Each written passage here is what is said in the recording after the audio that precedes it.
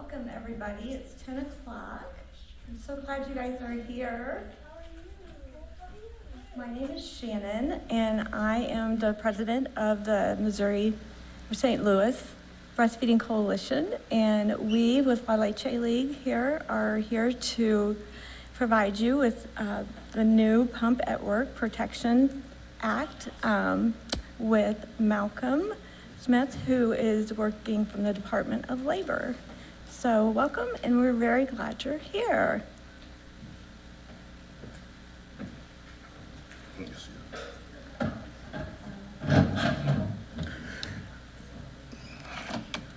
Good morning. Glad to see everybody this morning. My name is Malcolm Smith. I'm the Community Outreach Resource and Planning Specialist with the U.S. Department of Labor. That breaks down in the core, or corpse, if you want to spit it out with the first letter. But I'm not quite dead yet. But glad to see all of you come out this morning. We're going to talk about the Pump Act. It's new, came out April 28th, and in my rush to get here this morning, I changed up some of my normal routine. I usually have a big bag, but I bought a sleeker bag, and I left my cards. So with that said, I'll give it to you outside, but my phone number that you can reach me directly is 314-698-7825. That's 314-698-7825. But right now we're gonna get hot and we're gonna go. We only have an hour, so I wanna leave room at the end for questions. Is that all right? Everybody ready? Yes. All right, nothing like it. Can you pull the microphone just down a little bit closer to you? I know, or something louder. Yeah, some people are hard to hear. You want me to speak louder? Is that better? Very well. I didn't want to, bust your eardrums, but Joe told me I sounded so good, so let's go. All right. We all know that breastfeeding can provide nutrients to help infants grow, protect against common childhood illnesses, and improve survival rates during the baby's first year. Work should not be a barrier for women who want to breastfeed. So, for example, because of inflexibility in their work hours or lack of privacy to pump, in some circumstances, nursing employees may even be discouraged from taking pump breaks and encounter hostility and retaliation. For more than a decade, the Fair Labor Standards Act, which is the big umbrella that we work under at the Wage and Hour Division, has provided covered employees with the right to pump breast milk at work as needed in privacy without fear of retaliation or losing their job. Now, providing urgent maternal protections for Nursing Mothers Act, the Pump Act, was passed in December 22 and extended coverage of these important worker protections to millions of workers, including teachers, nurses, farm workers, and many more. The Pump Act at Work protections also include remedies for employees whose rights are violated. So what we're going to talk about today, we're going to talk about who is covered. We're going to talk about break time and space. We're going to talk about exemptions that may apply, prohibitions on retaliation, information on enforcement of the law, and available resources for complying with the requirements. We will also have time to take questions at the end. So this is our required disclaimer. This presentation is intended as a general information only and does not carry the legal force of opinions. And of course, I'm gonna make every effort to keep the information current and correct any errors brought out to our attention. Okay. So the Fair Labor Standards Act is a federal law that sets minimum wage, overtime, and child labor standards for most private and public employers. The FLSA also requires employers to provide reasonable break time for nursing mothers to express breast milk for their nursing child for 1 year after the child's birth, each time such employee has a need to pump at work. Employees are entitled to a place to pump other than a bathroom that is shielded from view and free from intrusion from coworkers and the public. The right to pump at work has been available to employees since 2010, when the Fair Labor Standards Act was amended by the Affordable Care Act for the first time to require protections for employees to pump breast milk at work. Because of the FLSA's pump at work protections that were originally added to this section of the law, providing overtime protections for employees who were exempt from overtime protections. They were exempt from overtime protections. They were also exempt from the FLSA break time and space time requirements. For example, teachers, certain nurses, farm workers, they weren't covered. Additionally, the law generally limited recovery for the violations of unpaid minimum wage and overtime pay. On December 29 in 2022, the Providing Urgent Maternal Protections for Nursing Mothers, the PUMP Act, was signed into law. The PUMP Act amends the Fair Labor Standards Act by striking Section 7R and removing the provisions for break times and space for nursing employees to a new section, 18D of the Act.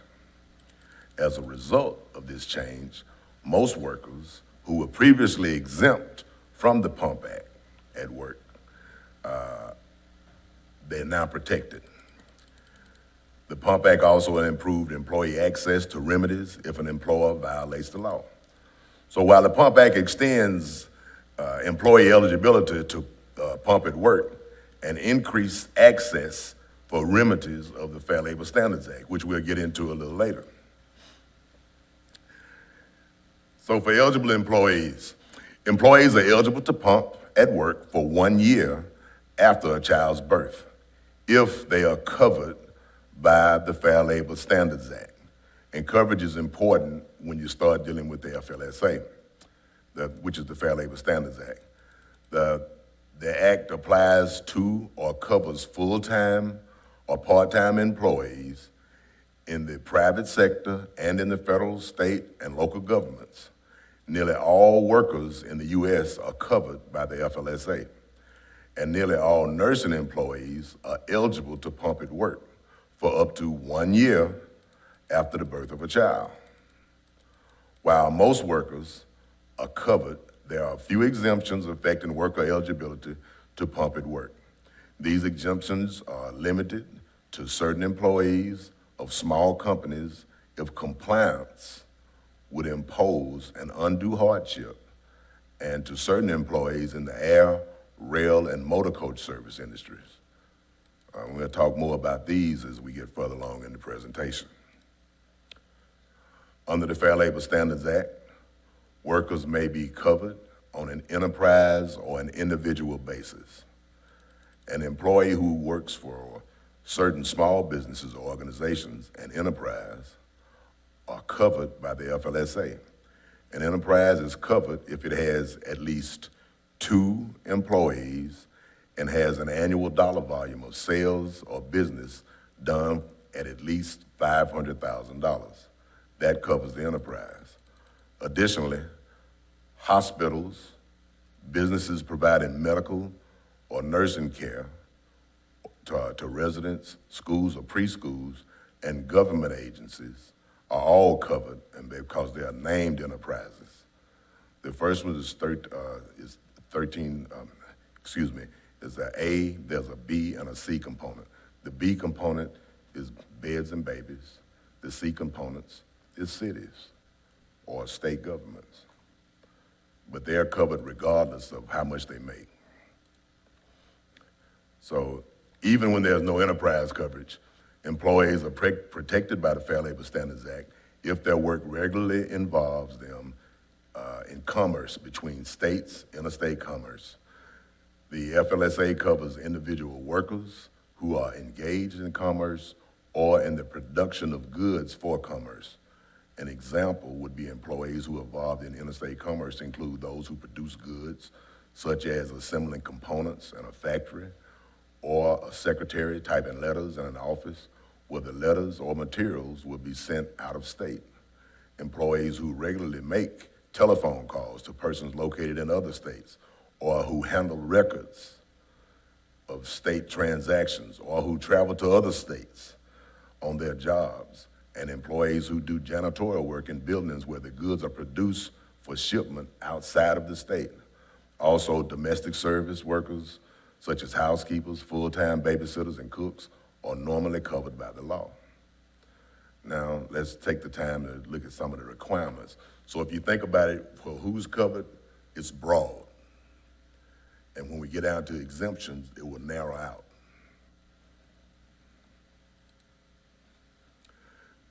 The Fair Labor Standards Act provides covered employees with the right to take responsible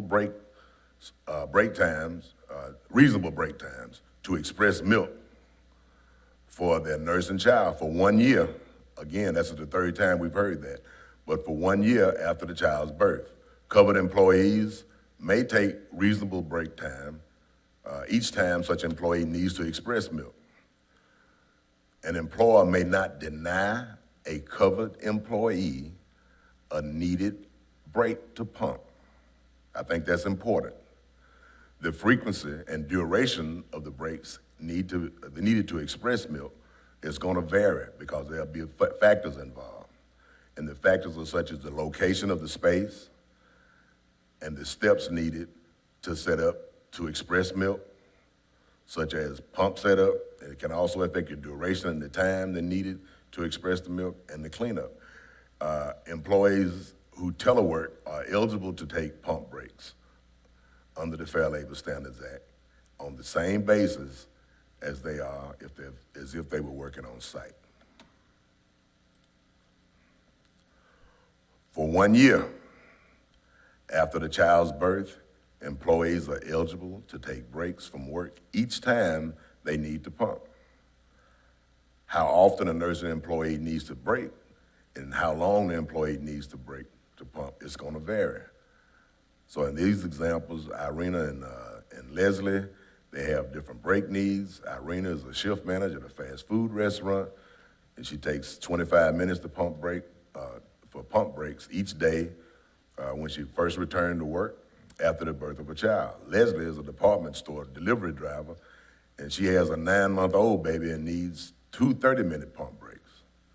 These examples show the individual circumstances are going to vary. An employee may take a break to pump more frequently than 4 times a shift or longer than 30 minutes if needed. So, compensation. Under the Fair Labor Standards Act, a covered employee must be paid for all hours worked in a work week. In general, hours worked or compensable time under the Fair Labor Standards Act includes all the time an employee must be on the premises or at another place of work, including a telework location, from the beginning to the end of their workday. Rest periods of short duration, usually 20 minutes or less, are common and customarily paid for as work time. When employers provide paid breaks, an employee who uses such break time to pump breast milk must be compensated in the same way as other employees who are on that same type of break. An example would be Madison works on a farm. Madison's employer provides all employees with 2 paid 15-minute rest breaks each day, and Madison chooses to use both of those 15-minute paid breaks to pump breast milk for a 6-month-old infant. If Madison needs additional breaks to pump, the additional break time does not have to be compensated as long as Madison does not perform any work during those breaks. Covered employees must provide a space or a place other than a bathroom. Very important. Other than a bathroom that is shielded from view and free from intrusion from coworkers and the public, which may be used for an employee to express milk. Now, under the FLSA, a bathroom, even if private, is not permissible. A bathroom, even if private, is not a permissible location for an employee to provide for pumping of breast milk. The location must be functional as a space for pumping. If the space is not dedicated to the nursing employee's use, it must be available when it is needed.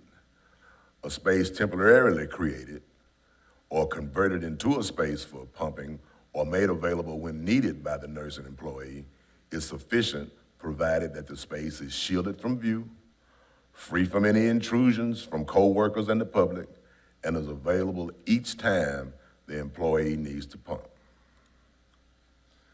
The Fair Labor Standards Act requires employees that they have a space to pump that is free from intrusion. Such employees must ensure that the nursing employee are not walked in on when taking pump breaks.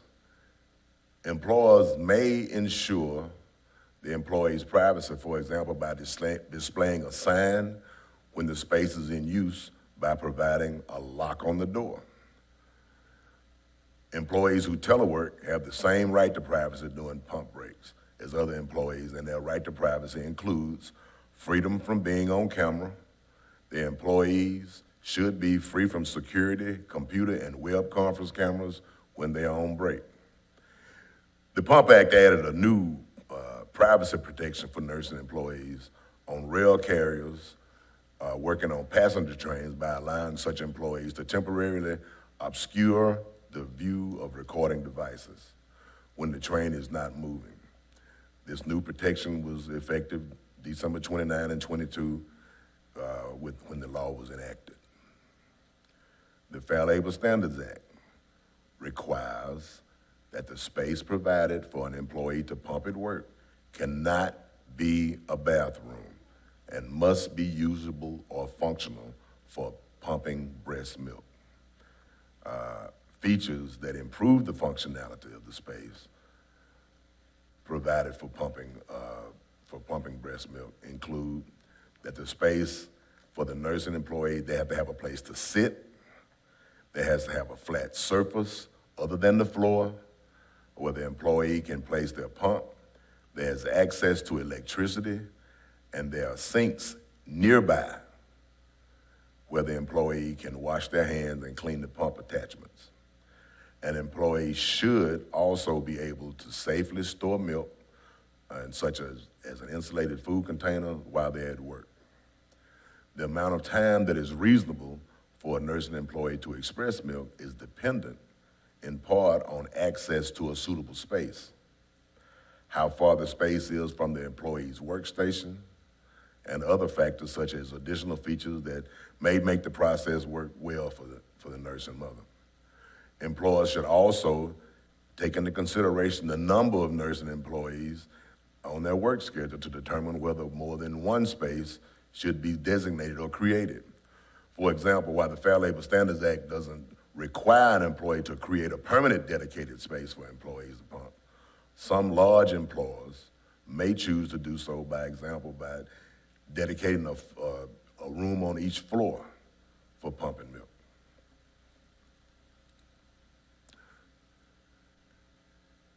An employee must have access to a space that is shielded from view, free from intrusion from coworkers and the public, and that is functional as a space for pumping.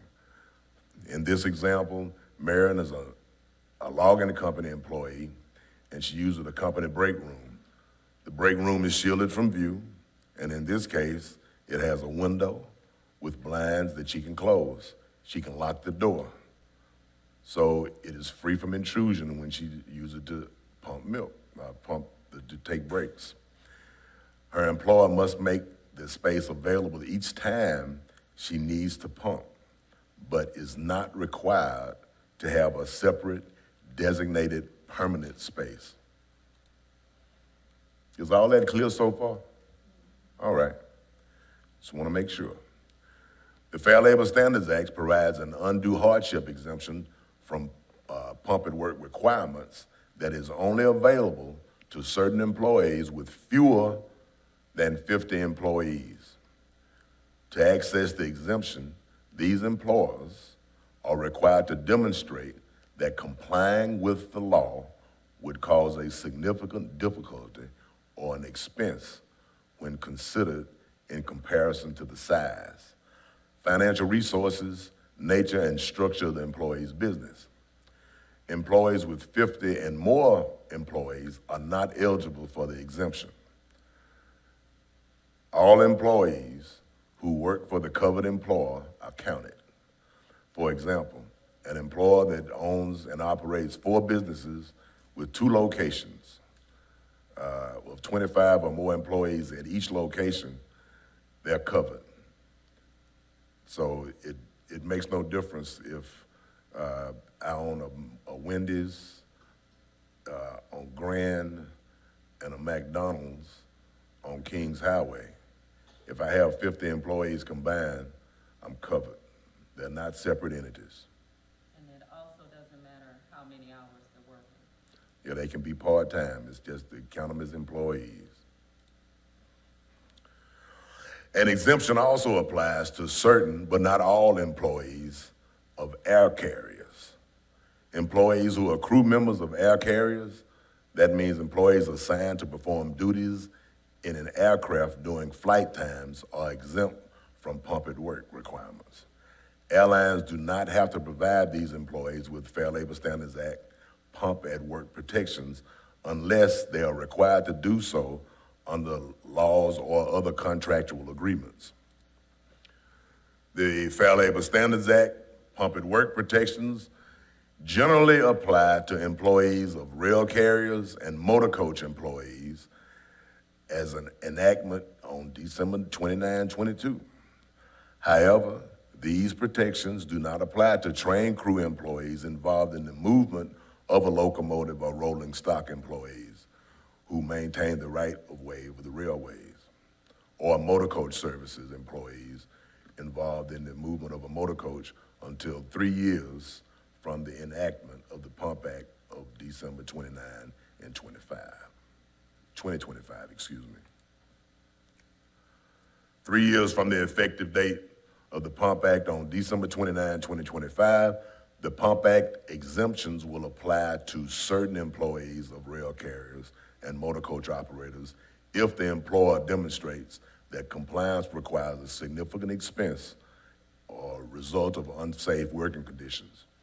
Where the employer demonstrates that compliance requires such significant expense or results in unsafe conditions, an exemption may apply to train crew members, employees involved in the movement of a locomotive or rolling stock employees who maintain the right-of-way of a railway carrier, motor coach service employees involved in the movement of motor coaches.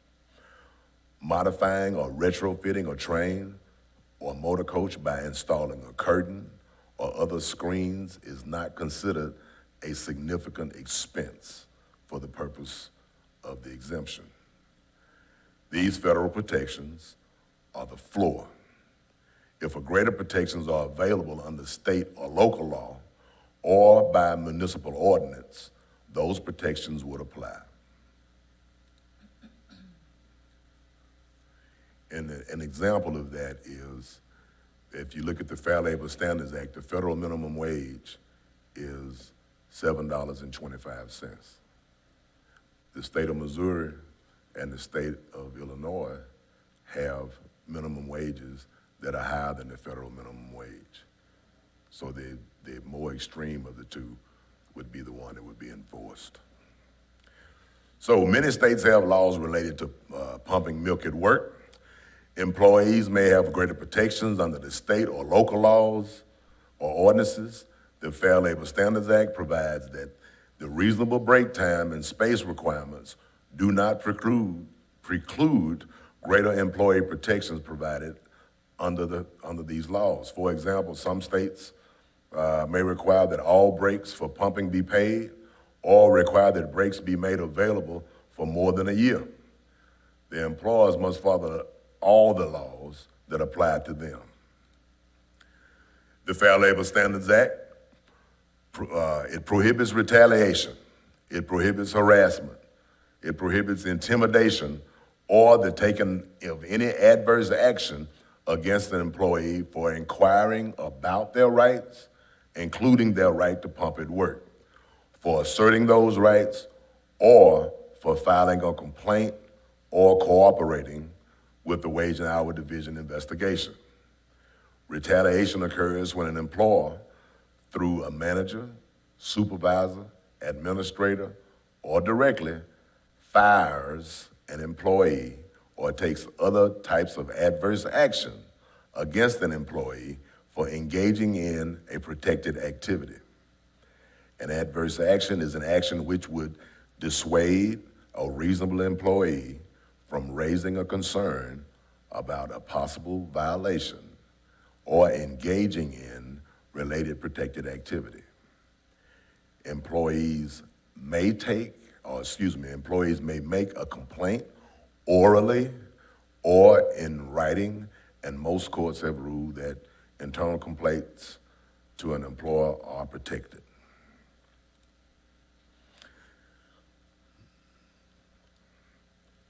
Prohibited retaliation. So in this example, Leslie's employer complains that her pump breaks are interfering with the delivery schedule and moved Leslie to a lower paying job. Is that fair? Just trying to see if y'all look. This is a violation of the protections against retaliation. Leslie cannot be removed from her job as a delivery truck driver because of her request to pump at work. The employer is required to provide Leslie time and a private place to pump each time she needs to in the first year of the child's birth. Employers are prohibited from taking any adverse actions against employees for inquiring about or asserting their rights under the Fair Labor Standards Act, including their right to pump at work. Yes, you may. If she was given a job with the same pay, would it have been okay? That's a good iffy. As long as it wasn't taken as punishment, you know.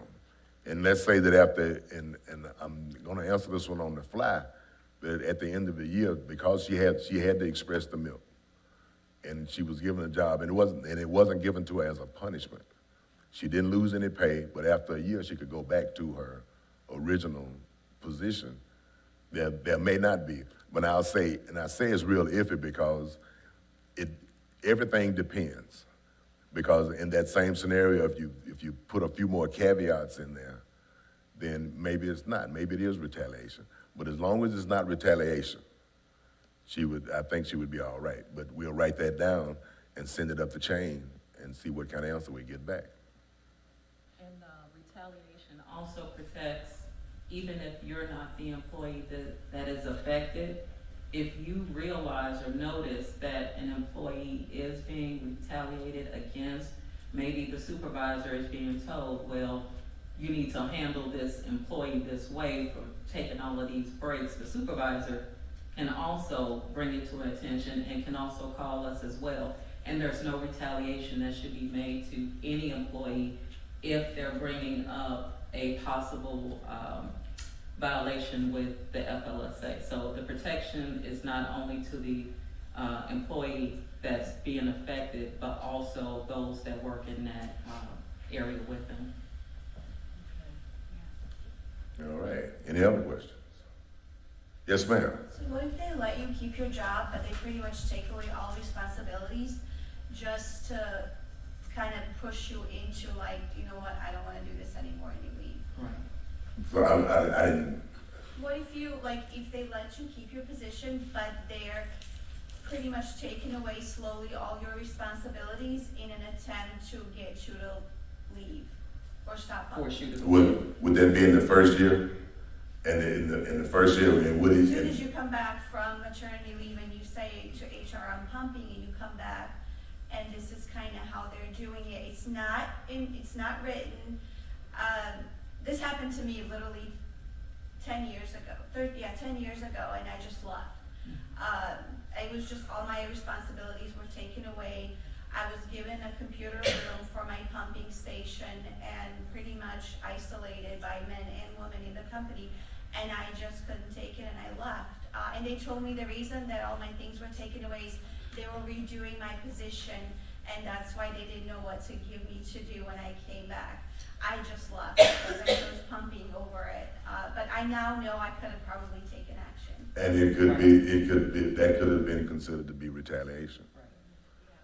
Because and under this act, what you're doing is, in that particular scenario or some parts of that scenario, what you're actually doing is you're using your rights. So if there's an issue and it's retaliatory and it's within that 1 year window, then retaliation is retaliation, That would be a big red flag. you know. But that's why we had the Pump Act, right? So everybody's feeling a little bit better about pumping at work. Okay, so beginning on April, before I go ahead, are there any more questions? There are lots, but we'll hold on. Yeah. Okay, because we'll get we'll have time in the end to answer some, and also keep them in mind. If we don't answer them, we want to write them down because we want to send them up the chain of command so that we can get good answers back to the Leche members. Okay. All right.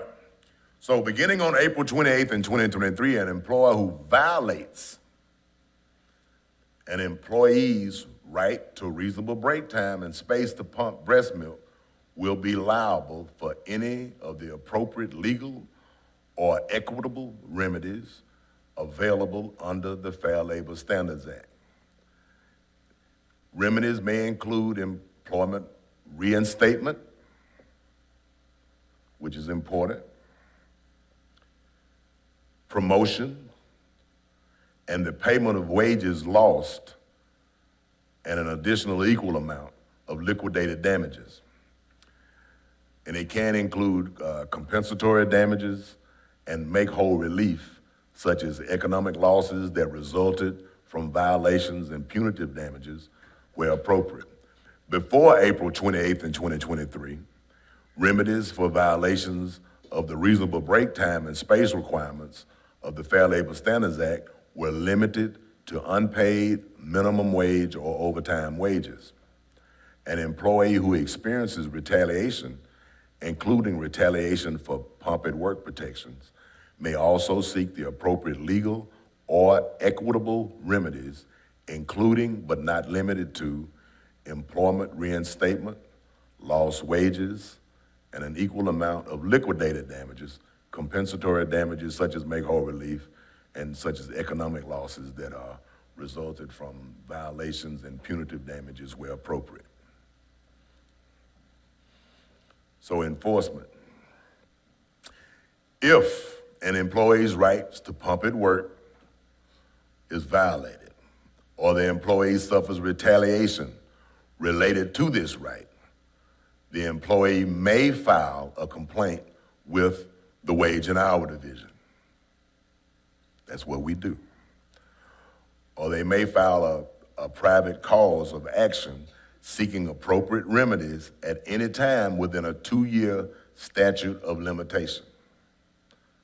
The Fair Labor Standards Act also allows a 3-year statute of limitation if the violations are determined to be willful. Special procedures may apply to filing a private right of action where an employer has failed to provide an employee with an appropriate space to pump. These special procedures do not apply before an employee or other party can file a complaint with the Wage and Hour Division or when an employee brings a private suit to enforce the reasonable break time requirements. An employer cannot retaliate against a worker for exercising their rights, filing a complaint, or cooperating with an investigation with the Fair Labor Standards Act. And for more information about how to file a complaint with the Wage and Hour Division, you can visit the Wage and Hour Division's How to File a Complaint page. And we'll give that out at the end. So, the Pump Act added a requirement that before an employee can file a private suit to enforce the right to a private appropriate space to pump, the employee must notify their employer of the failure to provide the required space and allow 10 days for the employer to come into compliance. This requirement to provide the notice does not apply if the worker has been fired for making a request or for opposing an employer conduct related to the reasonable break time and space requirements, or where the employer has expressed a refusal to comply. The requirement does not apply when an employee brings a private suit to enforce the reasonable break time requirements. This requirement also does not apply to Wage and Hour Division investigations or for an employee to file a complaint with the Wage and Hour Division. So the U.S. Department of Labor's Wage and Hour Division administers, enforces the Fair Labor Standards Act, including the Pump at Work protections for employees. So for more information about all the laws enforced by the Wage and Hour Division, just visit the website at www.dol.gov/agencies/WHD or call toll-free 866-4-US-WAGE. Assistance is confidential, and we can communicate with callers in more than 200 languages if need be. And we also know that the Wage and Hour Division enforces the laws regardless of a worker's immigration status. I'm going to say that again. Regardless of a worker's immigration status. Because if the playing field is level on all ends, it benefits everybody. So, I know that some of you may have examples of somebody who, or heard examples of someone who had a immigration status that was questionable. The Wage and Hour Division, I don't want to say we don't care about the status, but we do our job regardless of their status.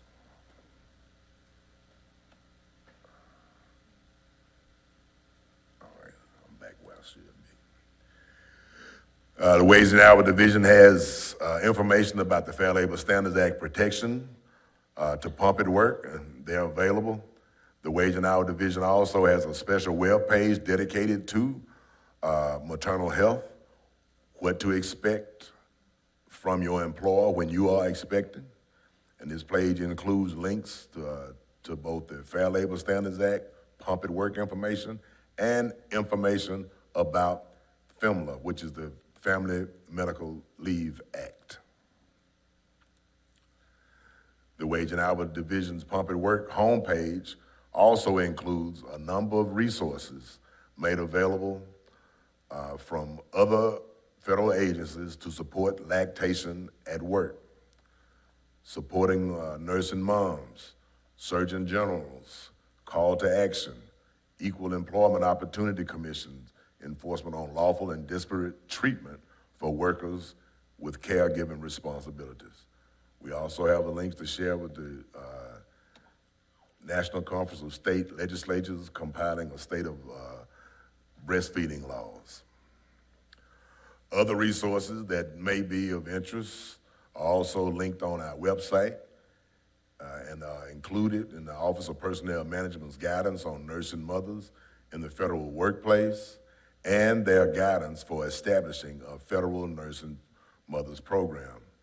We also provide a link to the Centers for Disease Control, Prevention, and Workplace Lactation Support Program. Finally, we invite you to stay on top of everything and get updates from the Department of Labor, the Wage and Hour Division, by engaging in our social media, Twitter. I don't think it's still called Twitter. I think it's X now. Facebook and YouTube, and by visiting the Department of Labor's newsroom with links and news stories related to blogs and videos in the Department of Labor. Now, any questions? Yes, ma'am. So once a mother files a complaint, how long does it take for that complaint to go through? Like how long, like the whole paperwork from beginning to end? We try to get, and Aria can correct me because she's currently an investigator, but we try, if you call from the Midwest, you won't, and you're in the St. Louis metro area, you won't necessarily be, your first phone call won't necessarily go to St. Louis. It will go to the region. You may get someone in St. Louis, you may not. That person who's working what we call TA is technical assistance. They'll take that information and they'll get it to the right office. And it won't be long before that office will determine, number one, is this a complaint we want to take? And number two, to assign it or to register it as a complaint. It's not long. It's less than, in some cases, it's less than a week. And go ahead. Most of the complaints that come in, depending on what it's relating to, time is of essence, and FMLA in particular is one of those acts that we try to get on fairly quickly because you're looking at a specific time frame and you're trying to kind of nip, anything in the bud if something is definitely wrong. So even though this has just come out, the main thing would probably be to get to it a lot quicker than we would, Something about pay, Right. strictly pay. Right. So And like I said, we try to, once we get the complaint, management determines what's what, and they get it out fairly quickly. And another thing, on a lot of cases, the turnover rate, investigators are evaluated on not just how fast they get a case returned or closed, but the number of days they have a case, they're rated on that. So they want to get in, they want to get it in, they want to get it out. And like she was saying about FMLA cases go rather quickly. They may go quicker than something that's a regular Fair Labor Standards Act case, to where there's money involved in computations for a large number of employees. Yes, ma'am. I can definitely agree with that because the mother can lose her milk supply for milk production in a matter of a few days.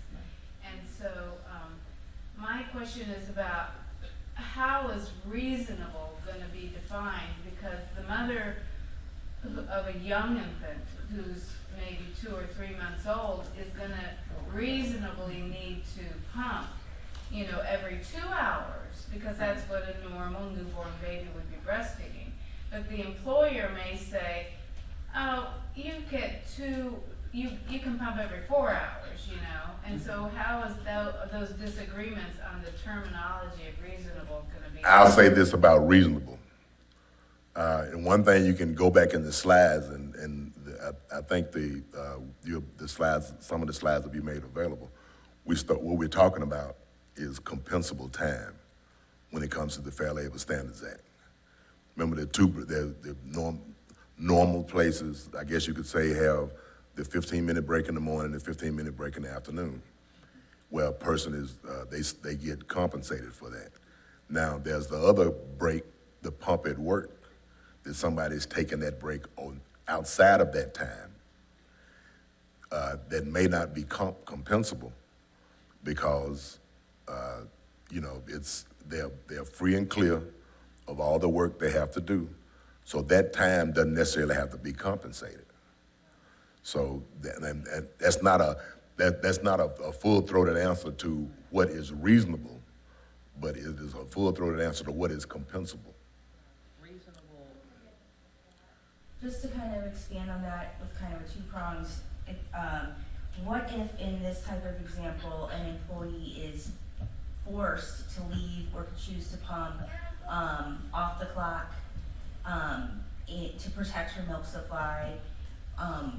What type of protection would she have for that to protect her milk supply? If her milk supply does suffer because she's only able to take certain amounts of breaks, even if they are off the clock, is she available, or is she able to be compensated or, remediated in any way for the damage to her milk supply? And that kind of extends also into many employees, they have to maintain minimum hours to receive full-time status and benefits. If they're being forced to take off-the-clock breaks to pump, that would reduce their hours below their minimum requirement to maintain full-time status. How are they going to be treated? How will their benefits be affected for that first year? For the first year, if the employee were to take the time to express milk and not be compensated for that time, because let's say they went from a 40-hour work week it knocked them down to a 35-hour work week, and they were able to keep their job.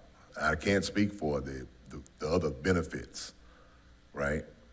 But that's not retaliatory because they're being allowed to do, unlike what she was saying, where she was isolated, and it may have been a retaliatory action.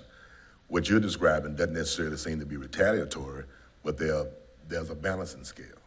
So is there a violation? I think is what you're asking. No, more If she is there a remediation? So if I were an employee and they say, if you work less than 38.5 hours a week, you will not qualify for health insurance in this company. So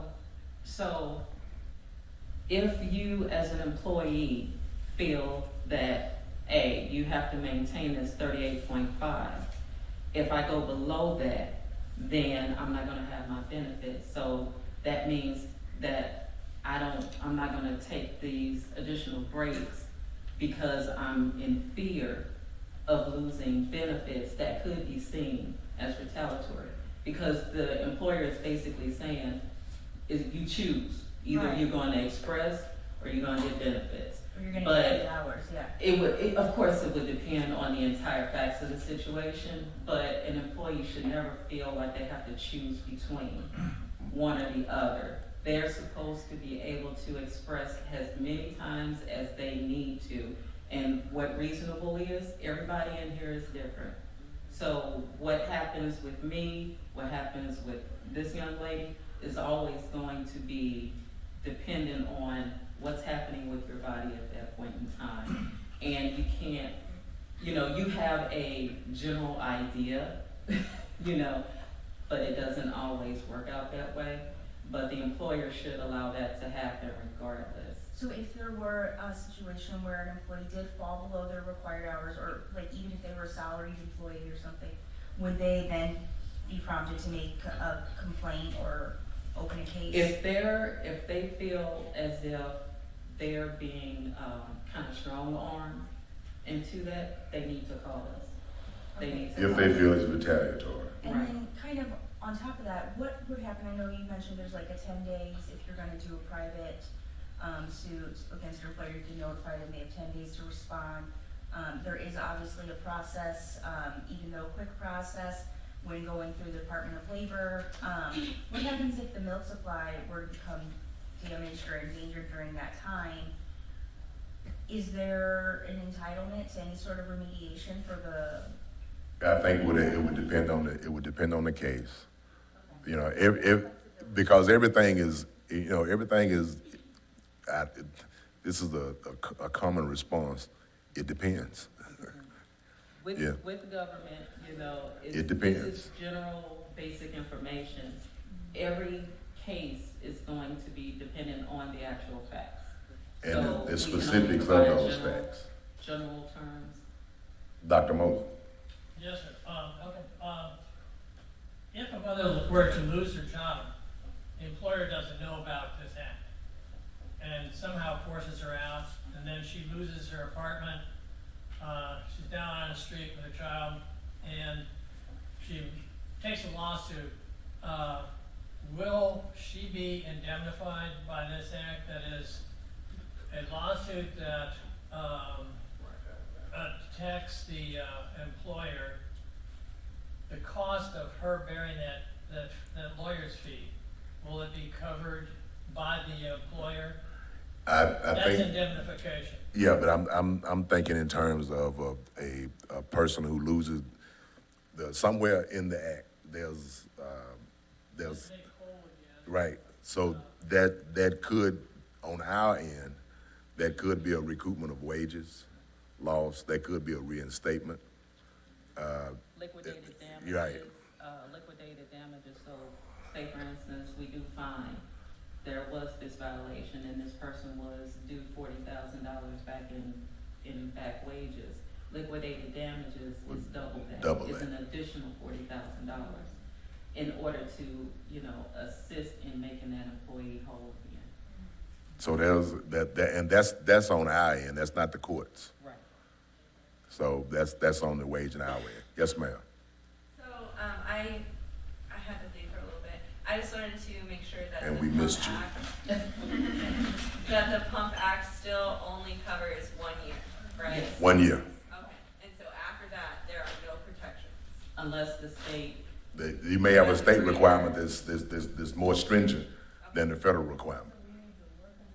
yeah. Yes, because Yeah. I mean, the data says 2 years is beneficial. Yeah, so, American Academy of Pediatrics, why Well, yeah, I mean, obviously, but I'm just saying at least 2 years. but under the Pump Act, it's 1 year. Why And did it was 2 years, why did it get taken back to 1 year? Who, was it just? That's way above my pay grade. Yeah. Yeah, it's been 1 year since 2010. I just read, it was the House passed a 2-year thing, but it didn't get to the Senate. They had to make that to get passed, yeah. The House had passed it, but it, when the Senate didn't agree, so it didn't go any further. And I will make no comment on that. Yes, I ma'am. have many more questions. I know you do. I'm gonna try to kind of combine them to make it easier. Is the employer required to have this information posted or to disseminate it to their employees, or is it the employee's responsibility to get this information on their own?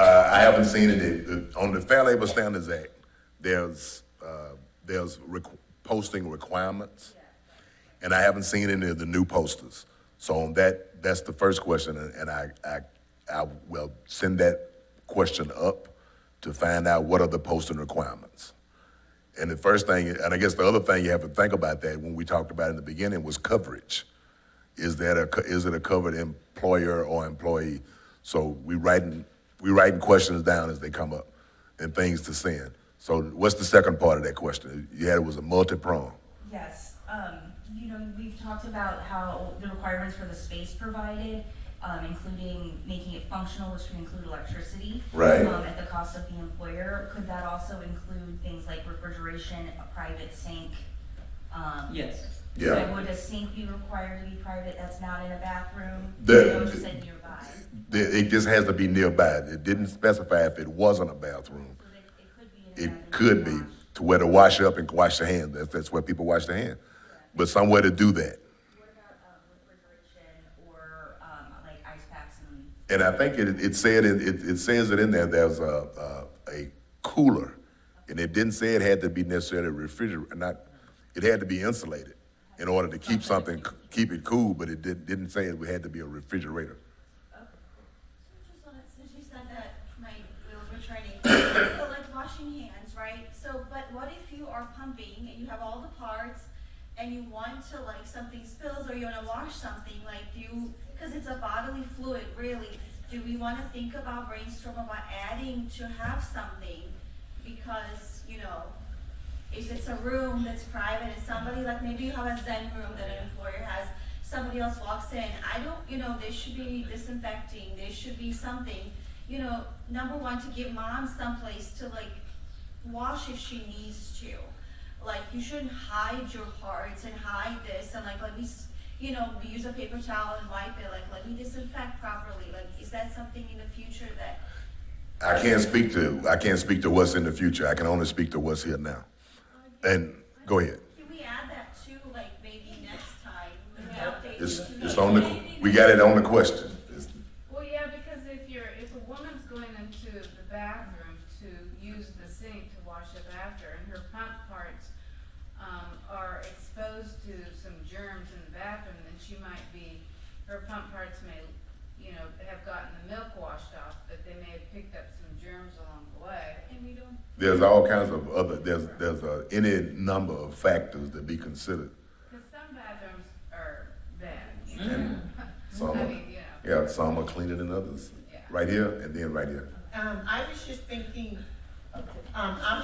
about like if the bathroom and where the parent is pumping is separate, and then you only have a certain amount of pump time. So it's like you have to get to the pump place where you're pumping, then you gotta go wash your hands, then you gotta walk back, then you pump, then you gotta walk back to the bathroom to actually wash your hands again. So it seems like. And I think what it said in there, but everybody's different, And that includes and it's all getting pump to time. the area. Get to the area, wash the pump, Okay. do the pumping and all So that. But it's different for everyone. So if you can pump in 20 minutes, and that's you at home, and, you have all of your stuff there, but when you go to the office, you have to walk, to the employee break room, which may be on a different floor or in that area, that time should be included That's pump in time. your pump time, and the time that it takes for you to clean up after and, get your milk supply, in a cool place and then back to your spot. So that could take a good 35 minutes at the office. Okay. What was I going next? I was going here, then here. You mentioned in an example using that the employer can provide a space such as a break room, and that they just need to make it available, and that the parent is allowed to lock that during their time that they're using it. Frequent intrusion. How does that impact the other employees? Like, would an employer be forced to, okay, nobody's allowed to use their break room regardless of what your break time might be, you don't have access to it? It doesn't have to be a permanent space. The employer is responsible for figuring out those logistics. So they are able to. They have would be to- required And to they have to provide the space. If they're a covered employer, they have to provide the space. And if the other employees are like, no, I'm not cool with this, you owe me, like, I can't eat at my desk either, that's kind of back to the employer. That's not the pump act. The employer has to provide the space, yes, ma'am. So, question about the 10 days that you have to give your employer, like they're not giving you the room and they're not following the pump act, so you have to give them a notice, they're not doing it, and they have 10 days to come back and fix it. If a mom already is pregnant, everybody knows it, it's a known thing, and she orders her pump through the employer insurance, hint, huge hint, isn't it implied, and or if she's coming back from her maternity leave and she says, I'm coming back, I'm gonna pump, isn't that notice enough? Like, I ordered pump from you, I had the baby, I'm gonna come back, I'm saying to my HR, I'm gonna come back pumping, why do I need to give you 10 more days? This is implied that I'm gonna be doing this unless you want me to just sit there and go like this while customers are walking, and there's this pump wall, now I'm going today, this is already in effect, why do I have to give you 10 days? So You already knew or should have known. Hold on a minute. I'm gonna say we're gonna write that one down. We're coming up on the 1 hour mark, and we're gonna leave here, but we're gonna be outside. just a minute. And if you have more questions, and we can discuss it there. Quickly, though, if you're pregnant and you're going out on FMLA and you're returning and you say, when I return, I will need a space to pump because I'm coming back and I'm still going to be breastfeeding at that point, then that is notification. So, I mean, I That's- educate, I work for the WIC office and we educate moms throughout their pregnancy. When they get to the point where they are able to order the pump either through Medicaid or their insurance, I educate them on their rights. And then tell them, like, tell your employer now. So isn't that like, and then me as a mandatory reporter, when they come back and say, I lost my milk because they wouldn't let me pump, I'm gonna tell them, call you. So Exactly. Right.